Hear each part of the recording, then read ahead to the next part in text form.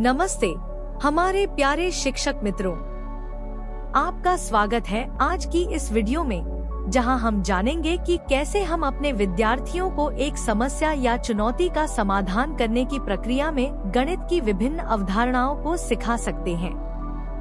आज हम संख्याओं से पहेली की खोज प्रोजेक्ट के बारे में जानेंगे, जो संख्याओं की समझ, पूर्ण संख्याएं तथा संख्याओं का खेल पाठ से संबंधित होगी। इस प्रोजेक्ट में विद्यार्थी एक प्रमुख सवाल को हल करेंगे, जो है हम संख्याओं और गणित का उपयोग करके एक विशेष एवं मजेदार खजाने की खोज की योजना कैसे बना सकते हैं। विद्यार्थी 5 दिनों तक प्रतिदिन कक्षा में 40 मिनट और घर पर 20 मिनट का समय देकर अपना प्रोजेक्ट पूरा करेंगे। इस प्रोजेक्ट के माध्यम से विद्यार्थी जोड़, घटाव, गुणा तथा भाग जैसी संक्रियाओं का उपयोग करके बड़ी संख्याओं से संबंधित समस्याओं को हल करना सीखेंगे। वे रोमन अंक प्रणाली को पढ़ और लिख सकेंगे। वे लघुत्तम समापवर्त्य लस और महत्तम समापवर्तक मस की पहचान और गणना करना सीखेंगे। इसके अलावा वे संख्याओं को वर्गीकृत करेंगे और विभाज्यता के नियम सिद्ध करेंगे। इस प्रक्रिया से उनके संचार और सहयोग कौशल में भी वृद्धि होगी।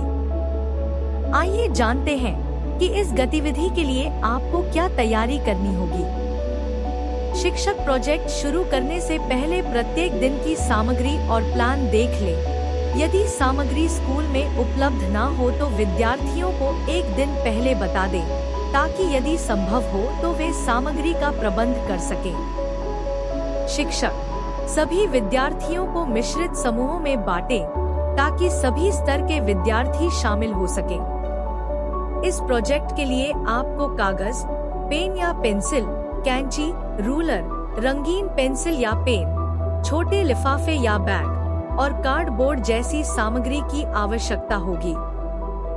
पहले दिन कक्षा की शुरुआत संख्या पाठ में सीखी गई अवधारणाओं के पुनरावलोकन से करेंगे तथा प्रमुख सवाल पर चर्चा करेंगे। शिक्षक विद्यार्थियों को समूहों में विभाजित करेंगे। उसके बाद उन्हें संख्याओं का उपयोग करके खजाने की खोज की योजना बनाने के लिए कहेंगे। वे संख्याओं को गिनेंगे और सोचेंगे कि वे अपनी पहेलियों में कैसे उनका उपयोग करेंगे। वे ऐसी पहेलियां बनाएंगे जिसे हल करने के लिए अलग अलग तरीकों से संख्याओं का उपयोग किया जाएगा। उसके बाद विद्यार्थी एक गतिविधि के माध्यम से नक्शा बनाएंगे। दूसरे दिन शिक्षक विद्यार्थियों से पिछली कक्षा में सीखी गई बातों को साझा करने के लिए कहेंगे।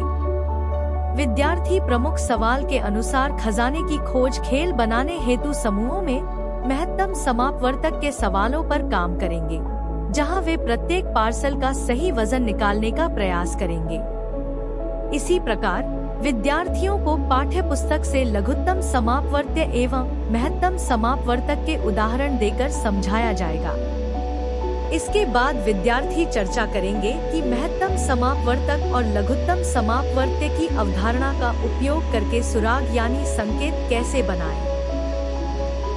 शिक्षक बताएं कि आज की कक्षा के दौरान विद्यार्थी अपने मित्रों को पहेली के छिपे हुए हिस्सों को ढूंढने में सहायता करने के लिए अध्याय 3 संख्याओं का खेल में दी गई अवधारणाओं का उपयोग करके सुराग यानी संकेत बनाएंगे। तीसरे दिन की शुरुआत शिक्षक गृह कार्य की चर्चा और पिछले दिन के पुनरावलोकन से करेंगे। इस दिन विद्यार्थियों को सम, विषम, संयुक्त, अभाज्य और सहभाज्य संख्याओं का उपयोग करके खजाने की खोज के सुराग यानी संकेत बनाना सिखाया जाएगा। पहली गतिविधि में वे समूह कार्य के माध्यम से सम और विषम संख्याओं को समझेंगे तथा दूसरी गतिविधि में वे इसके अवधारणा को समझेंगे। अंत में समूह गतिविधि द्वारा इस अवधारणा के आधार पर सुराग यानी संकेत बनाएंगे। चौथे दिन की शुरुआत शिक्षक गृह कार्य की चर्चा से करेंगे और एक बार पुनः प्रमुख सवाल दोहराएंगे। विद्यार्थी विभाज्यता के नियम का उपयोग करके खजाने की खोज खेल के लिए सुराग बनाना सीखेंगे, जिससे विद्यार्थी विभाज्यता के नियम के बारे में बेहतर समझ विकसित कर पाएंगे। 5वें दिन के कक्षा की शुरुआत पिछले दिन के पुनरावलोकन से होगी। इस दिन भी विद्यार्थी समूहों में खजाने की खोज खेल खेलेंगे।